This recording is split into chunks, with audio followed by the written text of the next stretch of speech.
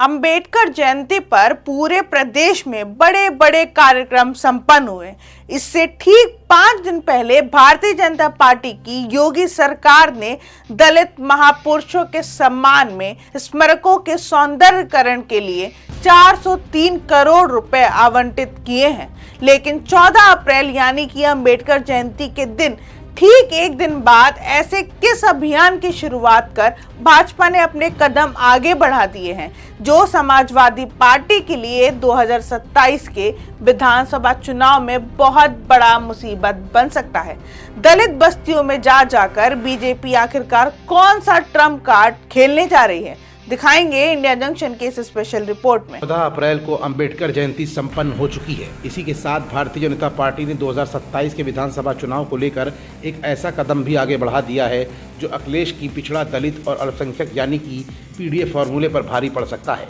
योगी आदित्यनाथ ने अचानक ये ट्रम्प कार्ड क्यों खेला और क्या अब दलितों का एक बड़ा vote bank Bharatiya Janata party की तरफ आ सकता है या फिर अखिलेश का फॉर्मूला 2027 के विधानसभा चुनाव में भी बीजेपी के इस अभियान को किनारे कर देगा। ये तमाम ऐसे सवाल हैं जिनका जवाब अपनी आज की इस रिपोर्ट में हम आपको दिखाएंगे भी और बताएंगे भी। दरअसल 14 अप्रैल को बीत जाने के बाद 15 अप्रैल से भारतीय जनता पार्टी की ओर से चलाए जा रहे एक महत्वाकांक्षी जनसंपर्क अभियान बस्ती संपर्क अभियान की शुरुआत की गई है। इसका उद्देश्य अम्बेडकर की विरासत का स्मरण कराना है। बीजेपी अपने अभियान के क्रम में हाशिए पर पड़े समुदाय के लिए चलाई जा रही कल्याणकारी योजनाओं और सरकारी पहलों की प्रभावशीलता पर ज़मीनी स्तर का व्यवस्थित फीडबैक भी इकट्ठा करेगा। ये पहल योगी आदित्यनाथ सरकार के उस फैसले के ठीक बाद आई है जिसमें राज्य की सभी 403 विधानसभा सीटों में से प्रत्येक में दलित स्मारकों के नवीनीकरण के लिए 1-1 करोड़ रुपए आवंटित करने का निर्णय लिया गया था। सीएम योगी आदित्यनाथ के इस कदम को भाजपा की उस व्यापक रणनीति का हिस्सा माना जा रहा है।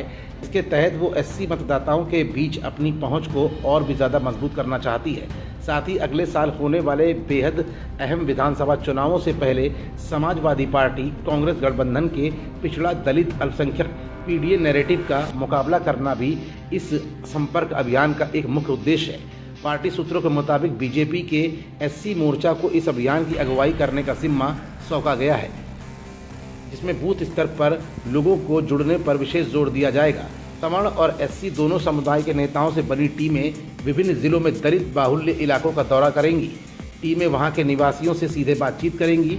इस अभियान के तहत जिला स्तर पर वर्कशॉप भी आयोजित की जाएंगी।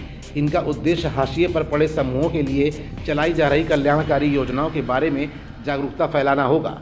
शिकायतों के निवारण को योजनाओं के प्रचार प्रसार के साथ जोड़कर भाजपा कल्याणकारी कार्यों को राजनीतिक पूंजी में बदलने का प्रयास कर रही है।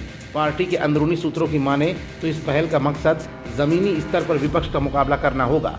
साथ ही 2027 के विधानसभा चुनावों से पहले संगठनात्मक तैयारियों को तेज करना है। फिलहाल मुख्यमंत्री योगी आदित्यनाथ का ये अभियान अखिलेश यादव के लिए भारी पड़ सकता है। 2027 के विधानसभा चुनाव से पहले अगर भाजपा का ये अभियान पूरी तरह से ज़मीनी स्तर पर उतरकर दलितों को जागरूक करने में कामयाब हो गया तो विपक्ष के लिए परेशानी का सबब भाजपा बन सकती है। जंक्शन, खबरों का जंक्शन।